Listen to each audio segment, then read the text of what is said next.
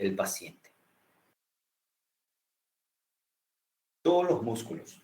Dura un momento breve, posterior, ¿verdad?, referente a una etapa clónica, que hay una relajación, ¿verdad? Dicha relajación inclusive puede afectar la relajación de esfínter. El paciente puede orinar todo, puede defecar o inclusive puede expulsar, como dice el paciente, espuma. Son las tres formas, es decir, las tres formas que también va asociado a este gran tipo de epilepsia. Entonces, contracción, relajación, ¿verdad?, terminando muchas veces con una relajación inclusive, o una flacidez, como quieran llamarlo, muscular asociado a una relajación de esfínter, vía urinaria, fecal, ¿verdad?, o espumas. Le preguntamos al paciente, el paciente no recuerda de nada. Muchas veces posterior a ello, los pacientes presentan dolor muscular por la contracción brusca que presenta, ¿verdad?, o intensa que puede presentar, o muchas veces por la caída, por el golpe también, que suele ser común en algunos casos. Las mioclónicas son sacudidas breves, irregulares, ¿verdad?, y que está asociado principalmente a músculos del tronco y las extremidades, ¿verdad? Solamente eso. Esas son las características relacionadas a la mioclónica. No es tan común. La clónica, etapas de contracción reiterativa. Se contrae, se relaja, se contrae, se relaja, se contrae, se relaja, pero muy breve, ¿verdad? Contracciones breves de corta duración. Tónica, aumenta el tono muscular. A eso hace referencia. Ojo, no hay contracción, pero el paciente aumenta, no es lo mismo contracción que tono propiamente dicho. No son comunes estos dos. Lo más común que yo he visto, por lo menos, es la del gran mal. No sé por qué, pero es la forma más común dentro de todas ellas. Entonces, son formas que suele presentar el paciente, ¿no?, en donde muchas veces genera lesiones musculares o caídas, ¿verdad? Me equivoqué, ¿cómo? Así, sin periodo postcrítico. ¿A qué se refiere el periodo postcrítico? A esas alteraciones de conciencia en donde el paciente cae y genera movimientos bruscos y muy reiterativo o muy amplio, ¿verdad? No sé si alguien ya llegó a ver, por si acaso, una crisis convulsiva. A ver, enfocar bien ahí. En donde normalmente el paciente, ¿a qué se refiere postcrítico? Haciendo referencia a alteración del estado de conciencia, pierde totalmente el conocimiento del paciente y empieza una etapa de una contractura rítmica general de todas las extremidades. A eso se refiere con periodos postcríticos. Parece que el paciente se retuerce, como dicen los libros antiguos, parece que está siendo poseído, en otros términos sencillos, ¿verdad? Parece que el paciente, un ser maligno, entra y empieza a contraerse todo. Ya vieron, me imagino, alguna película de demonio y demás cosas, donde cuando el espíritu, lo que sea, el demonio, entra en el cuerpo, el paciente empieza a contraerse, contorcerse todo. A eso se refiere con etapas postcríticas. Y esa se caracteriza más principalmente, el anterior, voy a retroceder, las tónicos clónicas. Por eso eran Por eso en la vieja historia, la epilepsia, era conocido como si fue supuestamente estaba poseído el paciente, ¿verdad? Y por eso muchos libros le llaman el gran mal, referente a los movimientos bruscos, asustadores o preocupantes que solía generar o suele generar estos pacientes. Para que tengan una noción, ¿verdad? Mencioné que iba a mostrarles un video, ¿verdad? A ver, un ratito. Voy a compartir mi pantalla porque aquí yo no sé cómo se... Un ratito, aquí, compartir pantalla. Aquí.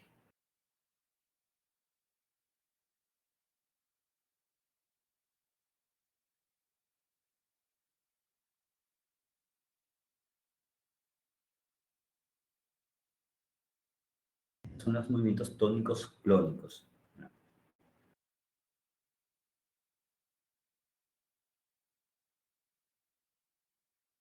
Está en inglés, pero la idea es la imagen, ¿verdad? Un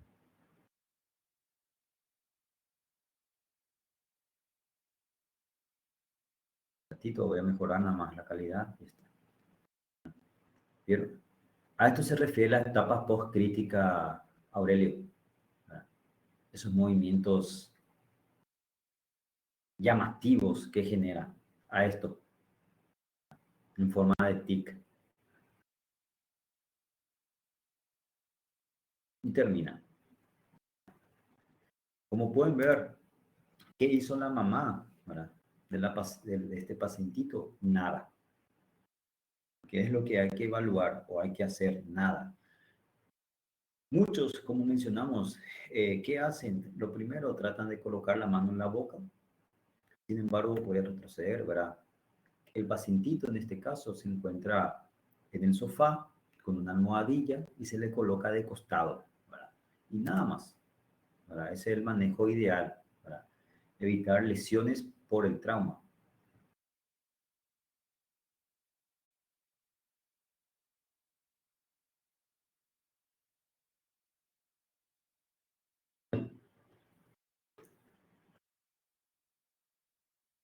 Y por ejemplo, otro tónico clónico. Si se fijan, o sea, si se pueden observar una mirada lejana, distante, y un movimiento reiterativo, repetitivo de la mandíbula, ¿verdad? Como si fuese que intenta hablar. Voy a retroceder otra vez.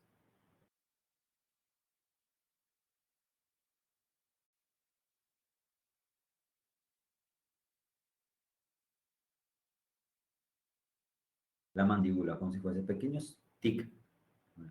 Y si se fijan, la mano de la paciente es como si fuese que hay una contracción aún. La mano izquierda, no sé si se fijan, a ver, la mano izquierda, ¿verdad? El brazo inclusive, para parte del brazo aún hay una pequeña contractura.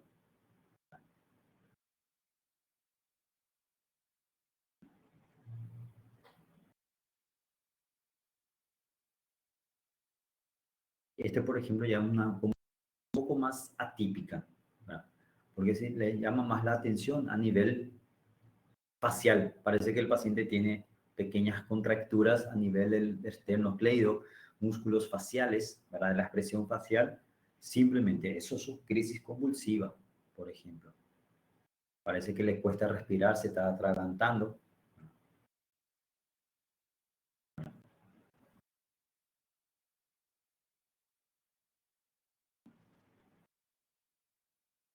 Y ahí empieza.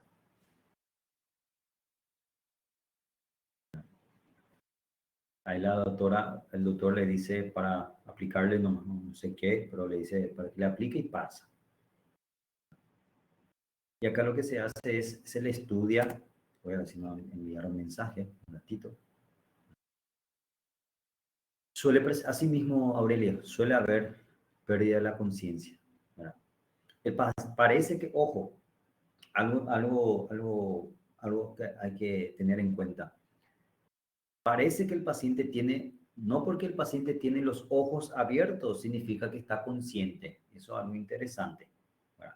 parece que el paciente tiene los, o sea, tiene los ojos abiertos, pero no significa que el paciente está recordando o viendo todo. ¿Verdad? Por eso que después o posterior a la crisis preguntamos al paciente si recuerda algo de lo ocurrido. La mayoría no recuerdan, la mayoría.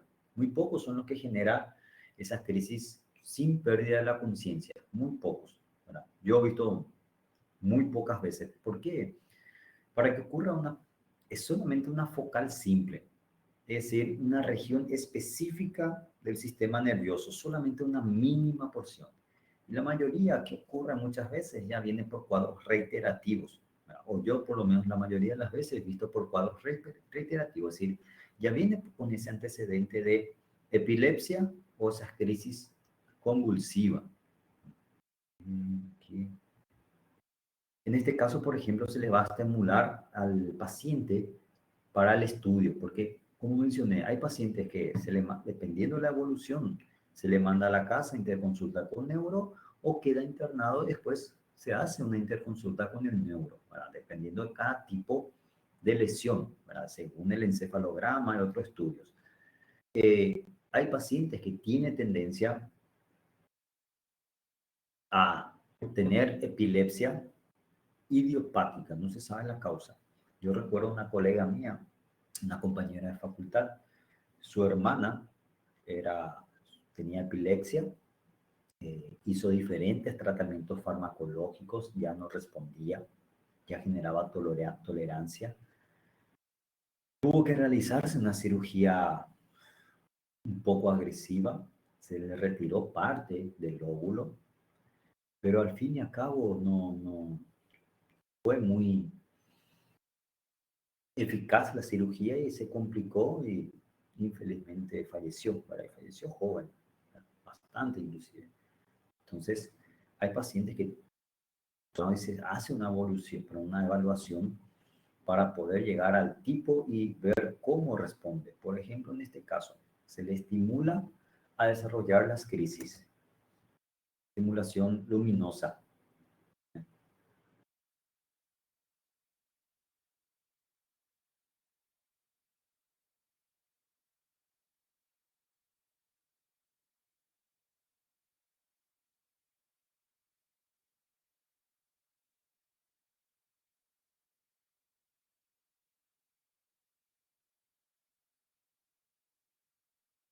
¿Ustedes escuchan el audio del video, por si acaso?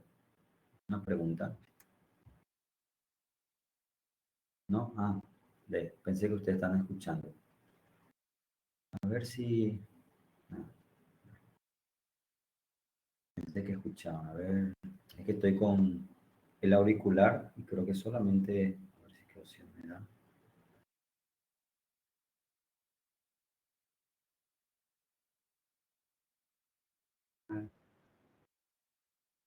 Comunicación. Bueno, eso voy a estar viendo después. Bueno. Igual, las luces, Fernando, es lo que se hace hoy día casi no se utiliza, pero anteriormente lo que se hacía era estimulación visual. Hay personas, como mencionamos hace rato, que hay desencadenantes de la epilepsia. Hay personas que cuando empieza con esas luces intermitente, creo que también dice en portugués, así como está en el video, eso estimula a la crisis convulsiva. Por eso que hay personas que, por ejemplo, no pueden ir con antecedente de epilepsia, no pueden ir a una discoteca, por ejemplo, porque puede desencadenar a una discoteca, creo que también, por lo cual hay diferentes, hay pacientes que el estrés, las luces, ¿verdad? Hay varios desencadenantes o patologías propiamente dichas. ¿Verdad? No es un porcentaje alto, pero puede llegar a desarrollar.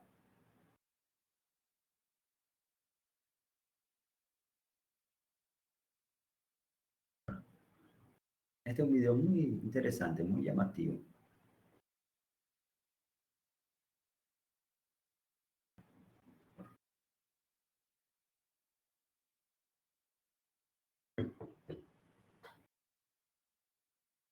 El paciente durmiendo, tranquilo.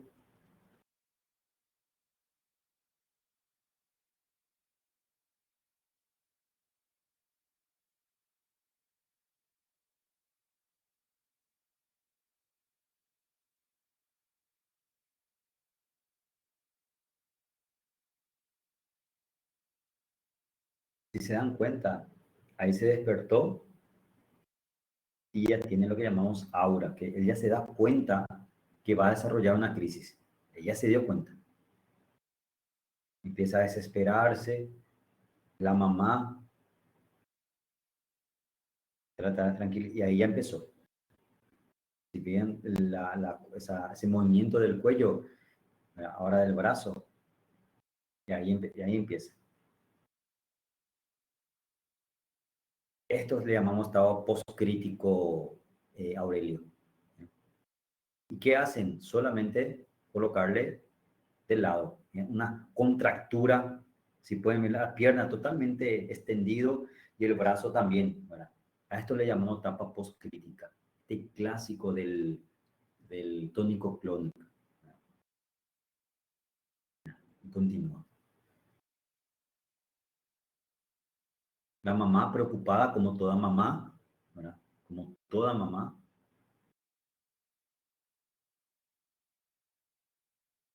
Y ahí empieza la fase clónica. Terminó la contracción. ¿Verdad? Le coloca de costado.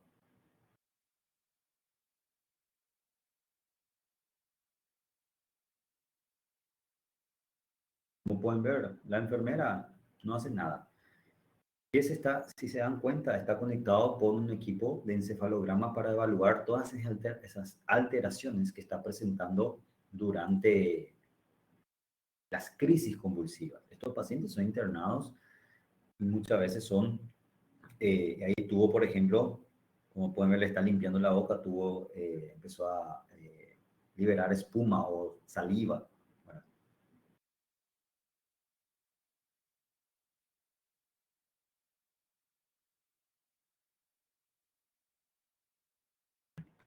Voy a volver otra vez este video. Este es uno de los que más me gustó, ¿verdad? Porque como el paciente estando dormido, tranquilo, él de la nada, ¿verdad? Se despierta o ya se sienta, ya acá fui. Ahí empieza el desespero. Voy a tener. La mamá ya se dio cuenta, va al otro lado, está tranquilo, y ahí ya empezó con el movimiento del cuello. La enfermera ahí le dice para que le suelte, para que no le toque, porque no hay que atajarle, algo que nunca hay que hacer al paciente durante los movimientos o durante las crisis, atajarle, tratar de evitar esa contractura. Si se recuerdan el primer video del niño, del nene, ¿qué hacía la mamá? Le daba cariño terapia, nada más. Bueno, nunca hay que tratar de sostener al paciente. Lo que hay que hacer es evaluar cuáles son los movimientos rítmicos del paciente. El famoso gran mal. Luego, estoy adelantando nada más. Quería mostrarle nada más cómo inició. Por ejemplo, otro paciente. Como pueden ver, están siendo monitoreados a nivel encefálico. Ellos quedan internados en un centro asistencial específico para epilepsia. Esta es su epilepsia. Parece un tic. ¿Verdad? Parece un simple tic que está haciendo esto. Está aplaudiendo esto. Esta es su crisis convulsiva. Y las ondas eléctricas a nivel del encefalograma. No me pregunten qué significa. Yo no sé leer el electroencefalograma, pero totalmente alteradas, totalmente hiper excitadas. No me lleguen a preguntar, yo no manejo esto, ¿verdad? Y está teniendo ahí su crisis. Y parece que está enojado.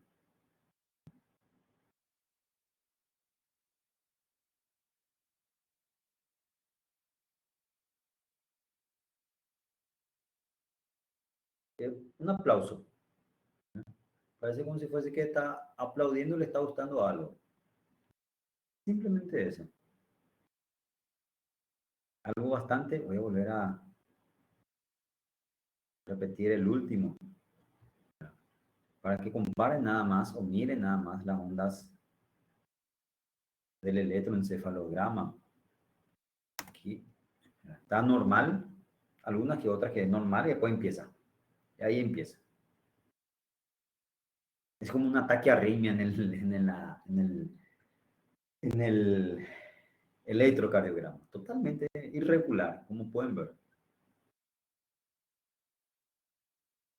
Y si no me equivoco, parece que libera esfínter. Si no me equivoco. Porque si se dan cuenta, voy a retroceder, las sábanas, no sé cómo, la frazada. Fíjense la frazada, ¿dónde estaba? A nivel del mi abdomen, ¿verdad? Inferior. Y después, miren, si se nota, está mojado, liberó esfínter, orinó. No sabemos si defecó, ¿verdad? Pero si se fijan, la frazada que tenía el paciente, ¿verdad? Después totalmente mojado. ¿Sí? Nadie hace nada. Deja que evolucione de manera natural. Estas son las formas de presentar. Claro, esto nosotros, o yo particularmente, no voy a ver porque para esto tiene que hacerse un seguimiento estricto del paciente. Así mismo, Fernando. Por eso muchas de las literaturas antiguas le llamaban el gran mal o poseído, ¿verdad? Dependiendo, porque literalmente parece que está poseído. Imagínense, hoy día, siglo XXI, tenemos toda la ciencia. Evidentemente no vamos a pensar eso. Pero si nos vamos allá por el año 1500, 1600, 1700, no había mucha ciencia y se creía mucho en la parte religiosa. Hoy día se sigue creyendo, pero antes era más común todo esto. Bueno, entonces, generaba una preocupación, un susto en el paciente. Y por último, lo que ya mencionamos, el estatus epiléptico, que no es nada más que una, una crisis que dura por más de 30 minutos. No es común, por suerte, pero si llega a aparecer esto, ¿dónde está el problema? Las secuelas. Porque el paciente, imagínense, las neuronas no están preparadas para una hiperexcitación de manera prolongada. Tiene que contraerse o excitarse, relajarse, excitarse, relajarse. Y en estos casos hay una hiperexcitación de manera continua. Son normalmente dentro de todo el peor de todos, ¿verdad? Debido a las lesiones, voy a cambiar, debido a las secuelas que puede presentar dichos pacientes. Bueno, esto de otro video, pero no me reproduce, pero esto no me gustó tanto, siempre dije que iba a cambiar, porque son simplemente, no me reproduce aquí, ¿verdad? Simplemente simulaciones, ¿verdad? A diferencia de los anteriores, ¿verdad? Entonces, por eso, este es el video que coloqué, ¿verdad? Tuve que colocar en YouTube, o sea, quité de YouTube, pero aquí a través de la videoconferencia no me reproduce, ¿verdad? Bueno, ¿cómo llegamos al diagnóstico? Historia clínica, al familiar, ¿verdad? Porque muy difícilmente venga por un primer episodio, a no ser que sea pediatría, ahí sí puede ser, pero de cuadro febril, ¿verdad? Ahí sí de repente puede darse, ¿verdad? Se evalúa la edad para buscar las causas, ¿verdad? De la epilepsia. Y así también las características de las crisis. ¿Qué significan las características? ¿Cómo son los movimientos? ¿Verdad? Claro, los familiares van a estar asustados, no te van a poder decir, doctor, hizo todo esto y aquello y no se van ni a acordar, ¿verdad? ¿Cómo fue? ¿Verdad? A no ser que haya sido ya en varias oportunidades. Se hace un examen físico neurológico completo del paciente, ¿verdad? Y luego métodos complementarios, ¿verdad? Hemograma, glicemia, más para ojo. Ninguno de estos estudios te va a decir tenés epilepsia. Ninguno de esos estudios. Pero sí nos va a dar parámetro en qué caso cuando está asociado a otra enfermedad, por ejemplo, un accidente cerebrovascular, una insuficiencia renal, convulsiones. ¿Verdad? Recordar, no toda convulsión es epilepsia, eso siempre tienen que recordarse. Se le va a pedir todos los estudios. radiografía de tórax, electrocardiograma, encefalograma, pero eso infelizmente no somos nosotros que pedimos. Tomografía, resonancia, ¿de qué va a depender también mucho de la causa? Por ejemplo, aquí dice punción lumbar. No todo paciente le vamos a realizar una punción lumbar. Meningitis, vamos a estar realizando, pero ahora, si un paciente viene con un tumor cerebral, ¿para qué hacer una punción lumbar?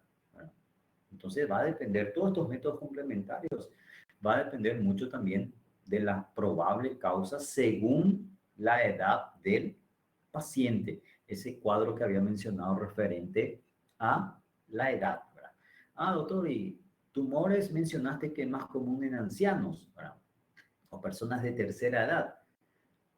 ¿Cómo voy a diferenciar de una CB? La clínica para un paciente con tumor no va a tener una hemiplegia, ¿verdad? Famoso fumador de pipa, ¿verdad? O sea, una hemorragia subaracnoidea, un dolor brusco, una pérdida de la fuerza, ¿verdad? No va a tener eso. Entonces, los signos y síntomas que van acompañando al paciente, ¿verdad? ¿Qué hacer? Esto es muy importante. ¿Qué hacer durante o ante una crisis epiléptica? Primero, tranquilo. Como pueden ver, la enfermera de ese paciente del gran mal que era bien clásico. Del niño, el primer video, la mamá estaba tranquila, de boa. Eso es lo primero, mantener la calma, porque en preocuparse o estresarse o asustar al paciente después empeora, ¿verdad? Eh, Algo que ocurrió conmigo el sábado, ¿qué me preguntó la paciente? Doctor, ¿qué me pasó? Voy a estar bien. ¿Por qué me pregunta eso? La mamá desesperada, llorando. Le tuve que echar con delicadeza, con sutileza, pero le tuve que, encima era brasilero, ahí salió mi portugués, ¿verdad? Tuve que decir, le tuve que hablar en portugués, ¿verdad? Venían de la colonia, ¿verdad? Y le tuve que, puede salir fuera, por favor, ¿verdad? Porque generaba más estrés, doctor, me voy a poner bien, eso me preguntaba la paciente, ¿verdad? No colocar nada dentro de la boca, lo más común es introducir, ¿verdad? Colocar de lado, como vieron en ese video, al paciente. Si se puede, se coloca algo debajo de la cabeza porque el paciente puede tener movimientos rítmicos y golpear por el piso. Entonces, si no hay almohada, cualquier ropa, abrigo, la idea es evitar esa lesión del cráneo. No intervenir, a no ser que dure más de 10 minutos, porque ahí probablemente estemos ante un estatus. Recordar estatus epiléptico más de 30 minutos, pero más de 10 minutos es mucho para el paciente. Las secuelas que puede generar. Ojo, tampoco vamos a estar llegando o vamos a estar esperando que el paciente alcance los 30 minutos. La idea no es que el paciente llegue a un estatus epiléptico. Antes ya tenemos que actuar como médico. Observar las acciones y movimientos para saber qué tipo. ¿Verdad? No dar comida por lógica. ¿Verdad? Por lógica. ¿Verdad? Y permitir descanso de los tres. El paciente se tiene que sentir confortable. ¿Verdad? Eso es algo bastante importante en estos pacientes. ¿Verdad? Esto desde el punto de vista no farmacológico, ¿verdad? Que toda persona tiene que saber. ¿Verdad? Por lógica, los pacientes con epilepsia no van a poder, ¿dónde también está el problema? Como mencionamos al inicio, la parte social. Estas personas van a estar limitadas para ciertas profesiones, ¿verdad? Por ejemplo, no va a poder manejar o ser Uber, chofer, que conlleve a llevar unas terceras personas totalmente, ¿verdad? O trabajar en una empresa de construcción donde tienen que manejar equipamiento pesado.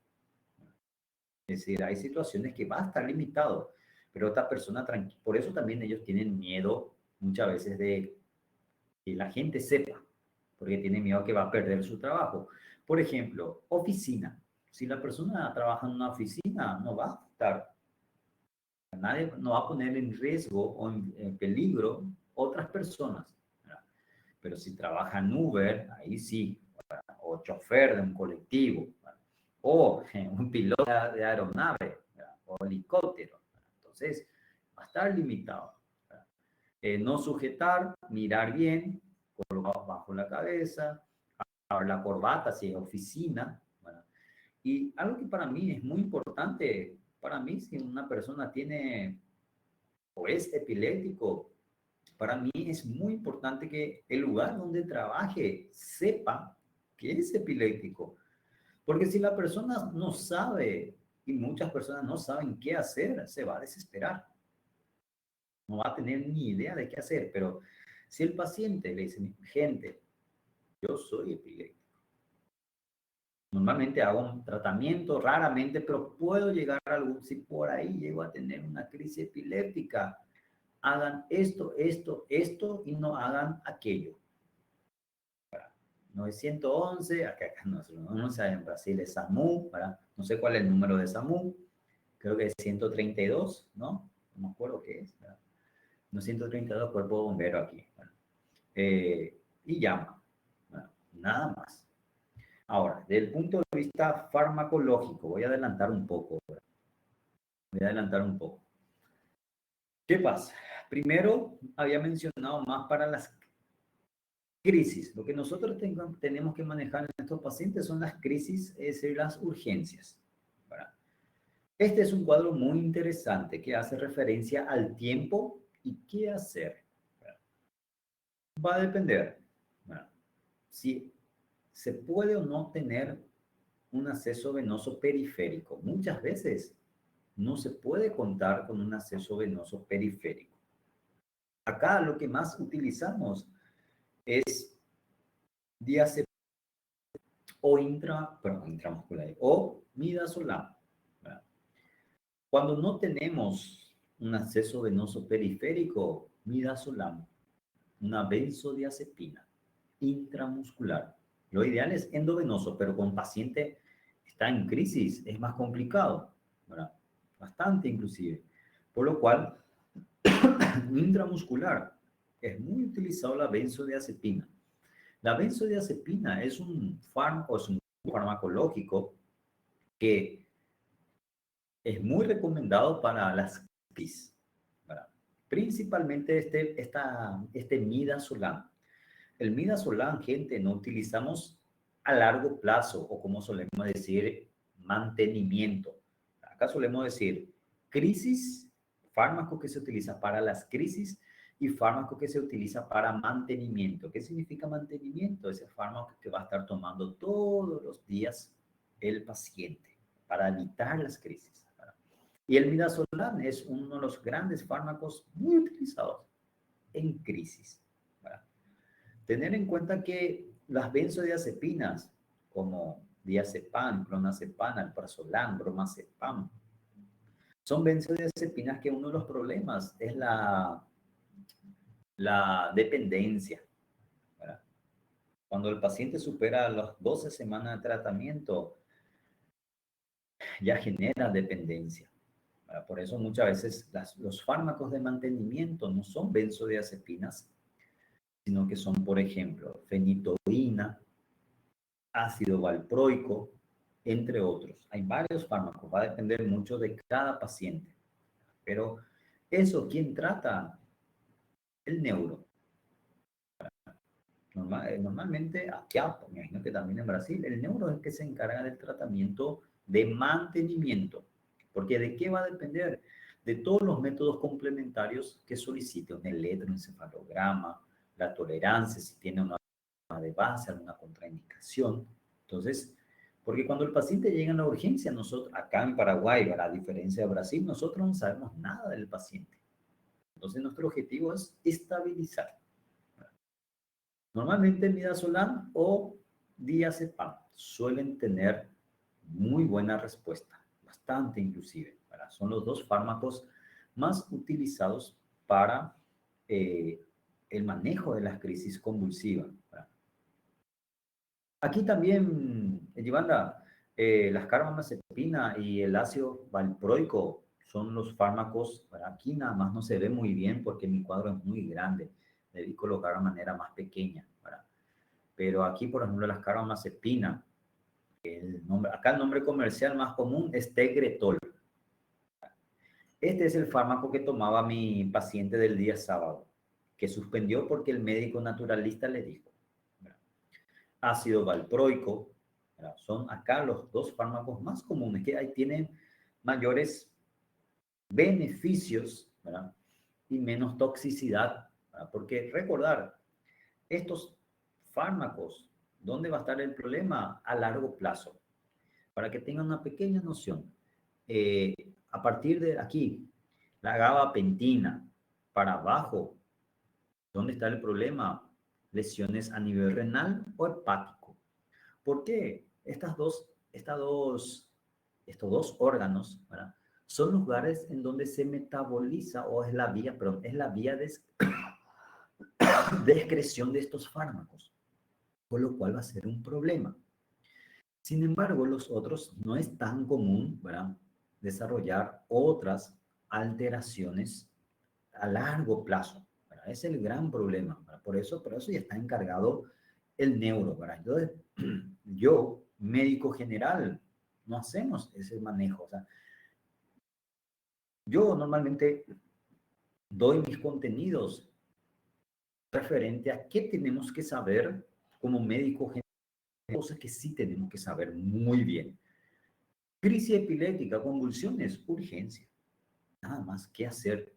No somos nosotros los que vamos a hacer estos seguimientos, pero nosotros somos, como hacemos guardia, el neuro, me imagino que en Brasil, el neuro no, el neuro es el más top de todos.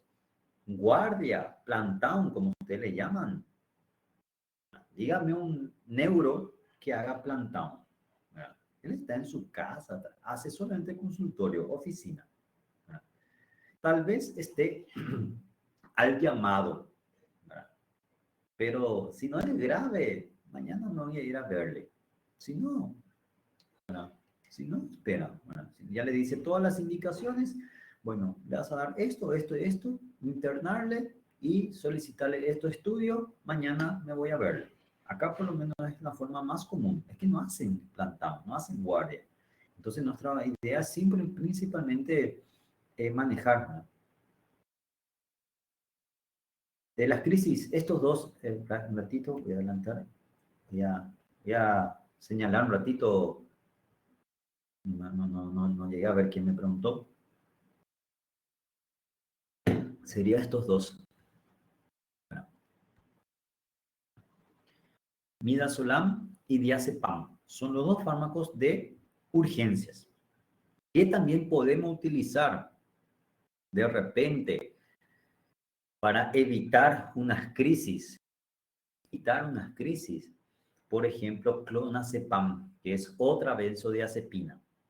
Por ejemplo, ¿qué yo hice con mi paciente, con esta paciente que me llegó? En la urgencia no hice nada, porque ya no presentaba las crisis. Era sábado. Acá en Paraguay, creo que también en Brasil, neuro, hay que esperar hasta lunes. No había un criterio de internación. Entonces, ¿qué le di? Una benzodiazepina vía oral, en comprimido, clonazepam. Normalmente el clonazepam viene de 0,5, 1 y 2 miligramos. Son las tres formas de presentación que vienen. En su caso, el clonazepam también se utiliza mucho para crisis de ansiedad, crisis de pánico. La persona, ¿cuál fue su desencadenante? Una crisis de ansiedad, estrés. Para insomnio también se utiliza mucho, muy común. Acá, por ejemplo, Levonam es uno de los grandes nombres comerciales de clonazepam. ¿Qué le di yo? Un clonazepam de 0,5, nada más. Y eso, como es una persona joven, no trabaja, por lo menos no va a trabajar, no tiene que trabajar, le di inclusive que puede tomar antes de dormir, sí o sí, y se puede fraccionar en 3 veces el clonazepam, en 3 veces al día. Entonces yo le di 0,5 y 0,5 en caso que requiera, pero a la noche sí o sí para evitar. Y luego ya, ¿qué pasa? como dije anteriormente, los de mantenimiento de las benzodiazepinas, el problema está que cuando se superan las 12 semanas, genera dependencia. Esta paciente el lunes tiene que ir y me dijeron que va a llevarle a su neuro, ¿verdad? Porque se asustaron. Por lo cual el neuro le va a quitar después su alprazolam, va a hacer todos los estudios y probablemente continúe otra vez con su carbamazepina, probablemente. Donde también está el problema muchas veces, ¿por qué un paciente tiene crisis? Porque muchas veces, ¿qué hace el paciente que toma benzodiazepina o que toma un anticonvulsivo, un antiepiléptico? Nunca puede suspender de la nada. No es que yo hoy dejo de tomar, sino que lo que se hace muchas veces es disminuir la dosis y después suspender. O sea, si es que se requiere, si es que se va a dejar de consumir. Pero los fármacos, Aurelio, que vamos a utilizar en urgencia, diazepam, midazolam, ahí va a depender de cada uno, ¿verdad? Hay personas que tienen mayor, o siempre me preguntan, doctor, ¿y cuál es el mejor de todo? En realidad, los dos son buenos. ¿De qué depende? Hay médicos que te dicen, doctor, yo prefiero el diazepam porque tengo o tuve mejor respuesta para mi paciente crisis. Muchas veces el médico siempre en la literatura va a haber dos medicamentos. Los dos son recomendados o son útiles, pero ahí va a depender de la opción personal de qué, o el médico, qué respuesta o con qué fármaco tuvo mejor respuesta. Lo mismo que antibiótico, ¿verdad? Porque en las literaturas, patologías bacterianas que requieren antibióticos, o sea, que de por sí todo bacteriano requiere antibiótico, siempre da 2 o 3 medicamentos, ¿verdad?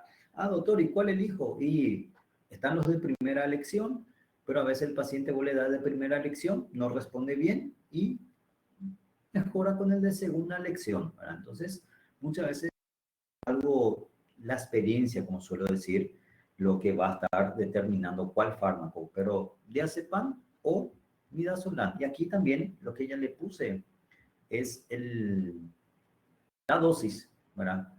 Como dice, el midazolam, ¿verdad? Endovenoso, pero también se puede utilizar intramuscular, eso es lo que faltó aquí. 0,2 miligramos por kilo peso, ¿verdad? Y nunca superar el máximo en una aplicación, más de 5 miligramos, ¿verdad? Y si es diazepam, nunca superar los 10, ¿verdad? Lo máximo va a ser 10 miligramos, pero siempre relacionado a kilo peso. Algunas literaturas mencionan también vía rectal, ¿verdad? Pero en la práctica no utilizamos, ¿verdad? Es endovenoso o en todo caso intramuscular, que es muy útil. Paciente psicótico, paciente que viene con una neurosis, con una psicosis, y midazolam es muy útil. Dentro de los dos, midazolam es lo que más utilizamos para urgencias. No solamente para crisis convulsiva, para intubación orotraqueal, utilizamos para psicosis, paciente que viene alterado, o le aplicamos, ¿verdad? Paciente que tiene que realizarse un estudio y tiene aerofobia, tiene miedo, tiene pánico, ¿verdad? Es muy recomendado el midazolam en las crisis principalmente. El diazepam también se puede utilizar en las crisis, pero muchas veces también se utiliza más como mantenimiento. Es decir, va a tomar todos los días. Está ahí está la diferencia de diazepam y midazolam.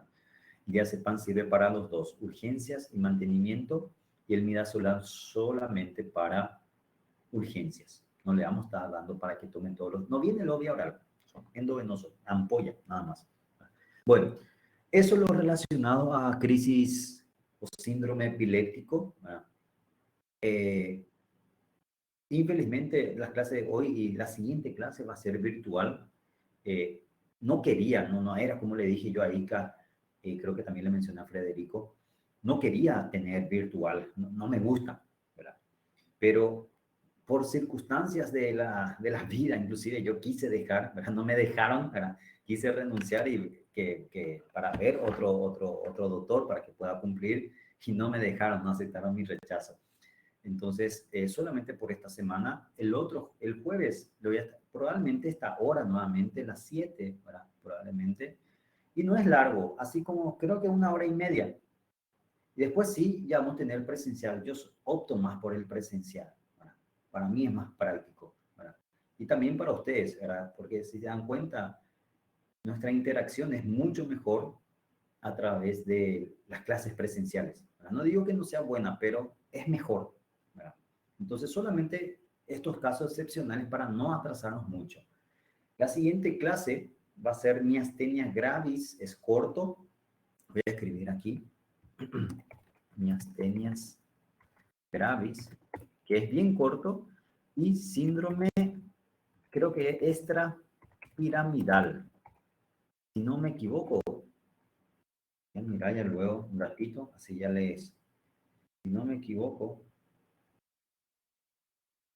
eh,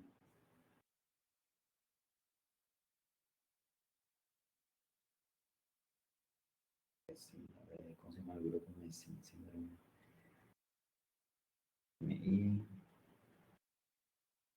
Sí, síndrome extrapiramidal. Y vamos a enfocar a cuál, porque hay varias enfermedades que entran en síndrome extrapiramidal por cuestión de tiempo, ¿verdad? Vamos a enfocar a cuál, Parkinson, que dentro de todos los extrapiramidal es lo más importante, ¿verdad?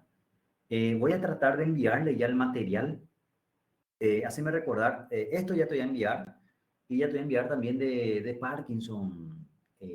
O sea, voy a tratar ya de colocar en la plataforma, ¿verdad? Entonces así ya van leyendo. Entonces, miastenia gravis, algunas cosas me falta modificar de miastenia gravis, Parkinson, poco, creo que hoy termino. Y después pasamos ya a digestivo, ¿verdad? Pasamos ya a enfermedades digestivas. Bueno, les dejo, gente. No les quiero robar más tiempo ahí en Brasil. Si son de Brasil, ya son casi las 9 de la noche. Aquí ya son casi las 8. ¿Verdad? Ya tengo hambre. Mi cafecito ya pasó hace rato. Entonces nos vemos jueves. Probablemente le voy a estar confirmando al mediodía la hora exacta. Depende mucho de qué hora esté retornando de Asunción. ¿Verdad? Entonces, para dar el día jueves. Pero probablemente 6, 6:30. Ya le envío los materiales, va a estar ya en la plataforma de Leclass, así ya van haciendo una lectura previa. Parkinson y miastenias graves. Miastenias graves es muy corto, bastante, creo que en el libro son 4 páginas como máximo. Bueno, me retiro, gente, buen resto de jornada, cualquier cosa me avisan a través de Ica o Frederico.